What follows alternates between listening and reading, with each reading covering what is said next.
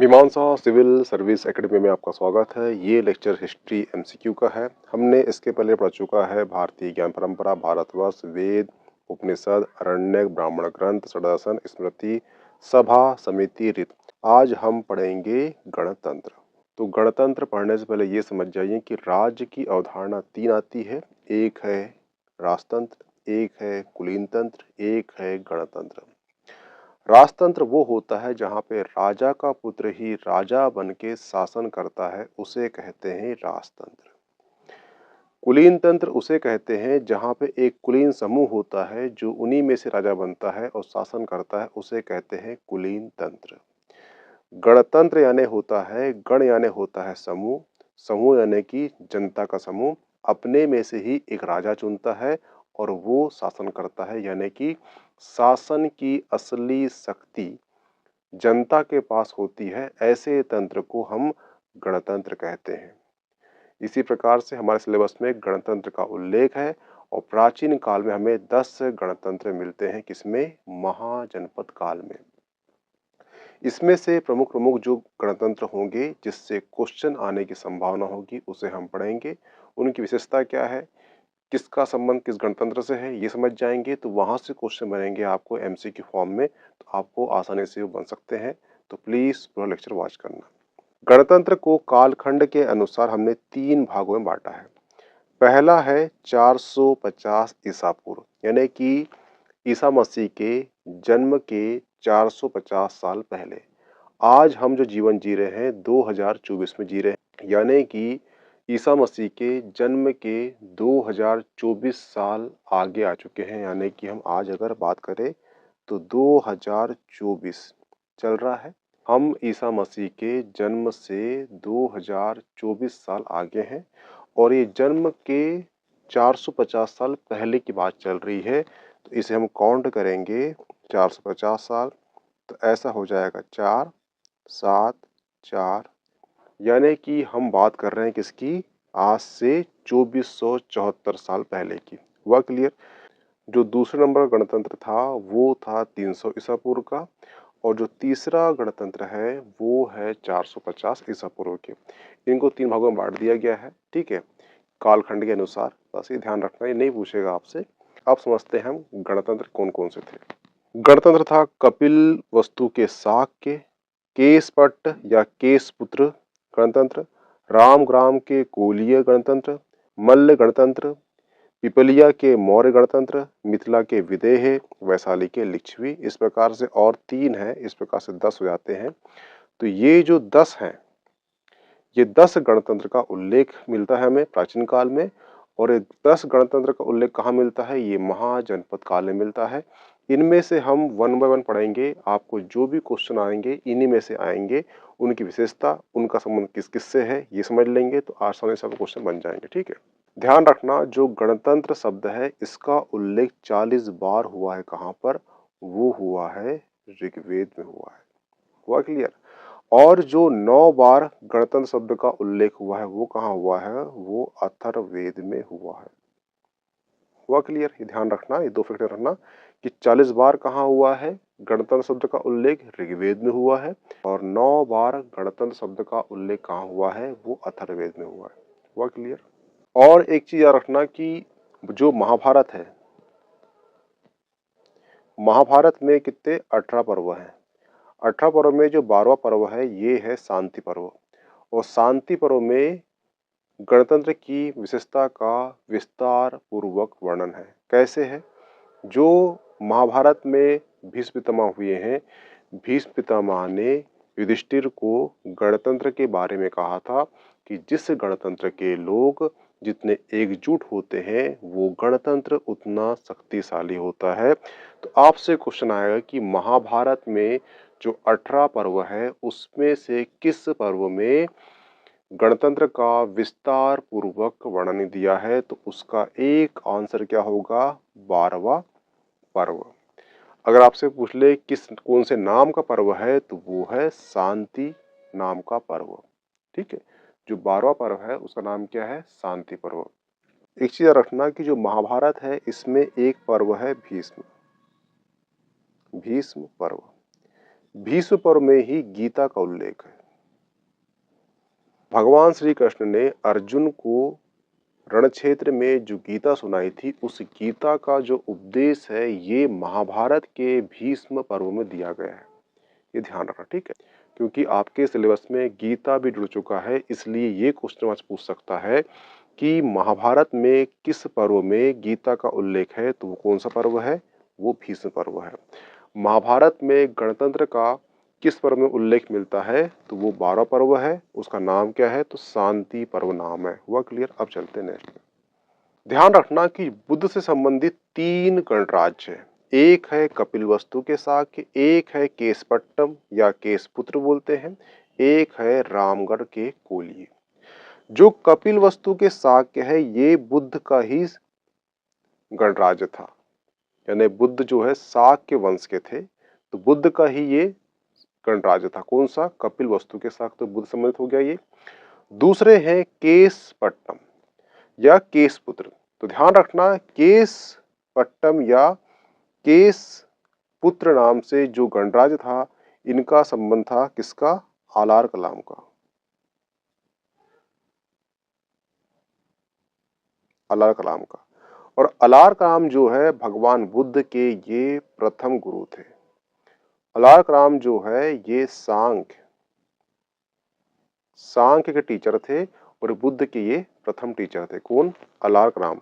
कभी क्वेश्चन पूछ ले कि बुद्ध के प्रथम गुरु अलार कलाम का संबंध किस गणतंत्र से था, तो वो केशपट्ट या केशपुत्र नाम से गणतंत्र से अलार कलाम का संबंध था और ये सांख्य के टीचर थे।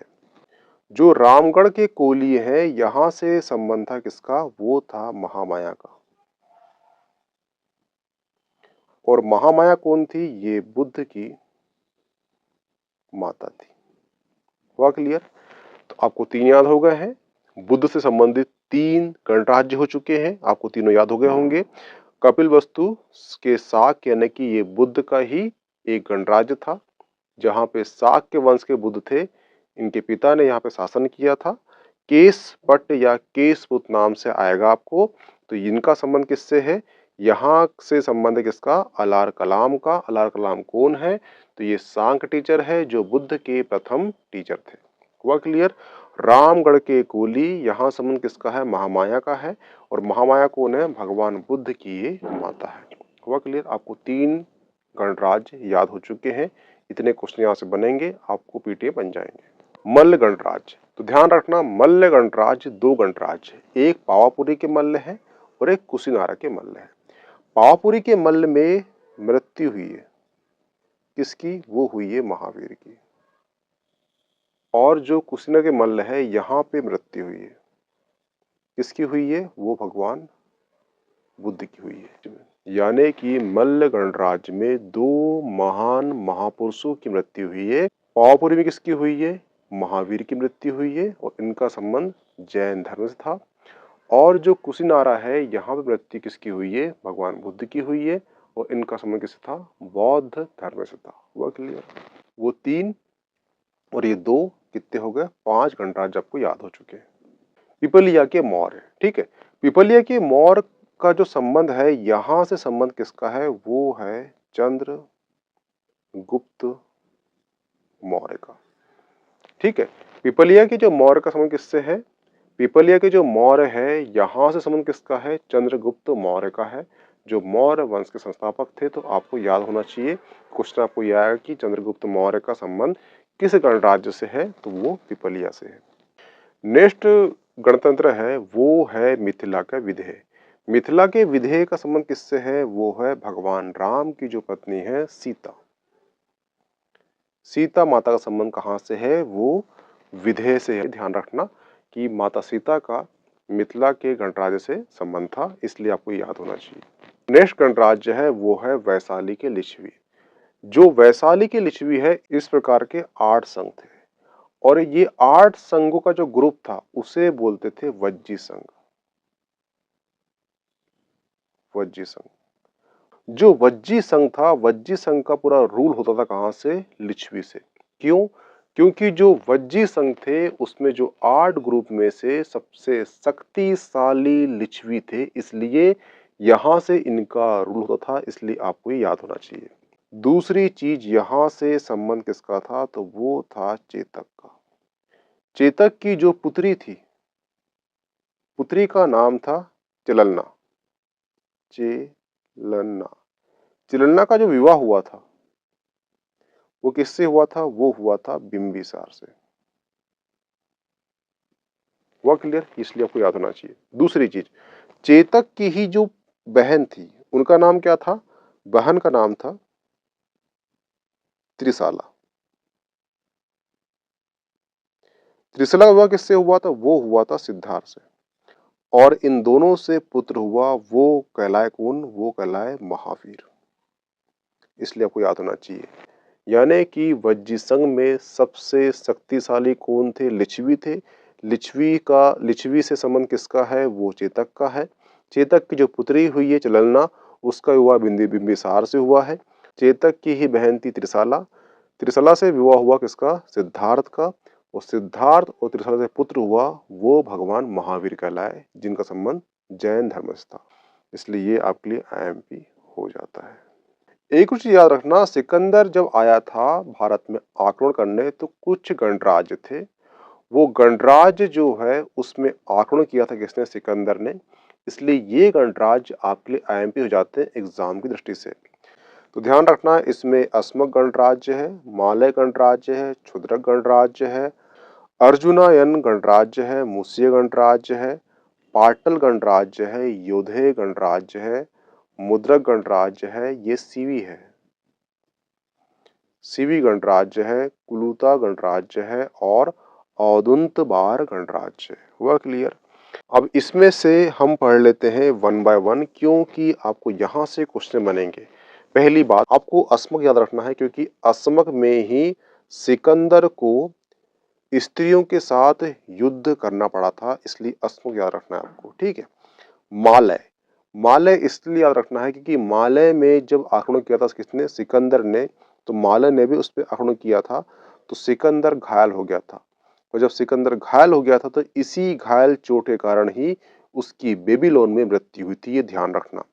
जब सिकंदर को घायल हो चुका था, तो जो सैनिक थे उन्होंने ऑर्डर दिया कि पूरे मालय को नष्ट कर दो, और मालय पर अत्यधिक क्रूरता रूप से जो सैनिकों ने अत्याचार किए, तो मालय वहां से उत्तर पश्चिम से नीचे की ओर भागे। जब नीचे की ओर भागे, तो यहाँ पे हमारा प्यारा है मध्य प्रदेश है, इस क्षेत्र में जो मालय थे आकर बस गए। जब ये बसे, तो ये बाद में कहलाया, आज वर्तमान कहलाता है, ये कहलाता है मालवा। तो जो मालवा नाम है वो मालय गणराज्य से मिला है, क्योंकि वहां के जो लोग थे माइग्रेंट होकर यहाँ पर आके बस गए थे, क्योंकि सिकंदर की जो सेना ने बहुत ही खतरनाक तरीके से आक्रमण किया था, इसलिए। हुआ क्लियर। आपको याद रखना है पाटल, क्योंकि पाटल जो है सिकंदर का अंतिम अभियान था। पाटल जो है व्यास नदी के किनारे है, और जो सिकंदर की सेना थी वो व्यास नदी को पार करने से मना कर दी थी। तो अंतिम अभियान पाटल है, इसलिए आपको ये याद रखना है। एक है द्रमक, ठीक है। द्रमक जो नाम है, इसके पीछे रीजन है। एक्चुअली आप देखना, महाभारत, महाभारत में पांडु हुए, पांडु की दो पत्नी हुई है, एक है कुंती, एक है माद्री। जो कुंती है, कुंती के तीन पुत्र थे, एक है अर्जुन, एक है भीम, और एक है युधिष्ठिर।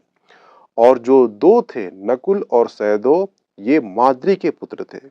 और माद्री का संबंध कहां से है, वो मद्र गणराज्य से है। और माद्री ही जो पांडु की मृत्यु हुई थी, तो माद्री उनके सैया पर सती हो गई थी। हुआ क्लियर। तो जो माद्री थी, जो नकुल और सहदेव की मम्मी थी, उनका संबंध किससे है, वो मद्रक गणराज्य से, इसलिए आपको याद रखना है। जो कुलता है, जो कुलता है, इसी के नाम पर ये आज जो कुल्लू घाटी है ये रखा गया है, इसलिए आपको ये भी याद रखना है। आपको याद रखना है एक यौधेय, क्योंकि जो यदुई थे ये हर्षवर्धन के समय बहुत ही शक्तिशाली गणराज्य था, इसलिए आपको याद रखना है यौधेय। तो यहां से इतने फैक्टर आपको याद रखना है सिकंदर के समकालीन गणराज्यों में से। हुआ क्लियर। अब चलते हैं नेक्स्ट में। भद्रक सियालकोट ये भी गणराज्य था। आपके लिए वेरी वेरी इंपॉर्टेंट बन जाता है कौन सा? मध्य प्रदेश। मध्य प्रदेश में 3 गणराज्य थे। एक है अभोरी, एक है प्राचून, एक है कोको, एक है खर परिकास। जो कोको है ये सांची रायसेन के क्षेत्र में है। ये 4 जो हैं ये मध्य प्रदेश के गणराज्य थे, इसलिए ये कभी नाम याद को आए आपसे ये क्वेश्चन पूछ लेगा, 4 ऑप्शन देखा कि इनमें से कौन से मध्य प्रदेश के गणराज्य हैं या कौन से नहीं है, तो आपको चारों देना अभोरी, परजुना, कोको जो रायसेन सांची है और खर परिकास। हुआ क्लियर? अब इससे कुछ एमसीक्यू कर लेते हैं जो आपको एग्जाम पॉइंट ऑफ से महत्वपूर्ण होंगे। अगला क्वेश्चन है अर्जुनानयन जनजाति का समग्र प्रभाव विस्तार कहाँ तक था? हरियाणा क्षेत्र, उदयपुर क्षेत्र, राजस्थान क्षेत्र, ये था अलवर भरतपुर। ये क्वेश्चन क्यों पूछा गया है? क्योंकि जो अर्जुनायन जो गणराज्य था ये उस समय का सबसे बड़ा गणराज्य था, इसलिए क्षेत्र वाइज में। हुआ क्लियर? नेक्स्ट क्वेश्चन है प्राचीन भारत में सबसे पहला गणराज्य कौन सा था? तो उसका आंसर है वैशाली। और वैशाली के लिच्छवी जो है सबसे शक्तिशाली थे। वैशाली के जो लिच्छवी है उनका संबंध किससे था? चेतक से था। चेतक की जो पुत्री थी चिललना, उनका विवाह किससे हुआ था? बिंबिसार से हुआ था। चेतक की जो बहन थी त्रिशाला, उनका विवाह किससे हुआ था? सिद्धार्थ से हुआ था। सिद्धार्थ और त्रिशाला का पुत्र कौन कहलाए? वो बाद में बने महावीर, जिनका संबंध जैन धर्म से था। इसलिए जो वैशाली है, वैशाली इसलिए महत्व हो जाता है और पहली चीज कि ये सबसे पहला गणराज्य भारत का। हुआ क्लियर? महाभारत में कुल 18 पर्वों में से किस पर्व में गणराज्य का विस्तार पूर्वक वर्णन है? तो बता चुका हूं आपको कि 18 पर्व हैं। किसमें? महाभारत में। इसमें से जो 12वां पर्व है वो शांति पर्व है और शांति पर्व में ही गणराज्य का उल्लेख है। इसका आंसर क्या होगा? वो होगा 12वां। आपको नाम भी याद रखना है और आपको नंबर भी याद रखना है। और ध्यान रखना जो महाभारत है, महाभारत में 18 पर्व हैं। उसमें से जो भीष्म पर्व है, भीष्म पर्व में गीता का उल्लेख है। हुआ क्लियर? कभी क्वेश्चन आपको आ जाए कि भगवत गीता का संबंध किस पर्व से है या महाभारत में कहाँ उल्लेख है, तो वो 18 पर्व में से भीष्म पर्व में उसका उल्लेख है। किसका? गीता का। तो यहाँ पे आपका जो गणराज्य का एमसीक्यू और प्लस गणराज्य का विस्तार पूर्वक वर्णन समाप्त हो चुका है। अब मिलते हैं नेक्स्ट टॉपिक में। Okay, thanks.